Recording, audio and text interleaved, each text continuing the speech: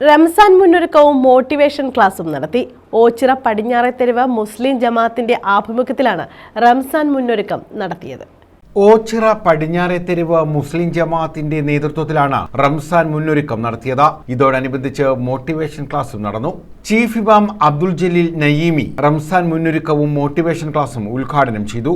നമ്മുടെ ക്ലാസ്സിന് നേതൃത്വം നൽകുന്ന പ്രിയപ്പെട്ട ബഹുമാനരായ ഫൈസി ഉസ്താദ് ഒരുപാട് സ്റ്റേജുകളിൽ ഖുർആൻ പ്രഭാഷണം നടത്തുകയും ഒരുപാട് മുഅ്മിനീങ്ങളെ അല്ലാഹുവിന്റെ പരിശുദ്ധ ദീനിലേക്ക് പ്രഭാഷണം കൊണ്ട് അടുപ്പിക്കുകയും ചെയ്ത നിസാം കണ്ടത്തിൽ അധ്യക്ഷത വഹിച്ചു.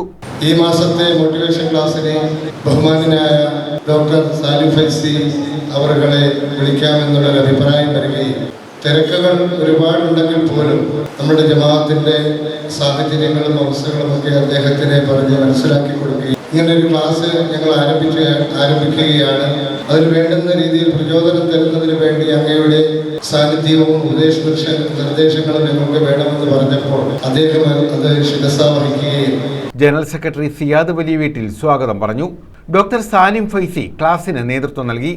ഒരു ദിവസം മറുകരയിൽ താമസിക്കുന്ന ആളുകൾ യൂസുഫ് നബി അലൈഹിസ്സലാമിന്റെ അടുക്കൽ വന്നിട്ട് പറഞ്ഞു, യൂസുഫേ, നിങ്ങൾ കുറച്ചു കാലം ഞങ്ങളെ നാട്ടിൽ വന്ന് താമസിക്കണം. സയ്യിദനാ യൂസുഫ് അലൈഹിസ്സലാം ചോദിച്ചു, ഞങ്ങളെ നാട്ടിൽ വന്ന് താമസിക്കുന്നത്? അതിൽ ഒരു പറഞ്ഞു, നിങ്ങൾ അവിടെ വന്ന് താമസിച്ചാല് അവിടെയുള്ള ആൾക്കാർക്കൊക്കെ നല്ല പൈസ ഉണ്ടാവുന്ന ഞങ്ങളുടെ അഭിപ്രായം.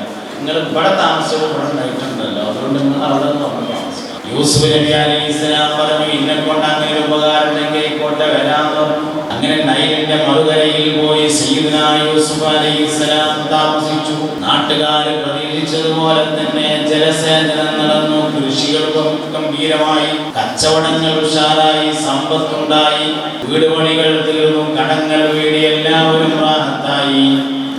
സമ്പൽ സമൃദ്ധിയിൽ മിസ്രിലെ ഈജിപ്തിലെ നൈൽ നദിയുടെ മറുകരയും മാറിയ സമയത്ത് സയ്യിദനാ യൂസുഫ് അലൈഹിസ്സലാം ഈ ലോകത്തോട് വിട പറഞ്ഞു.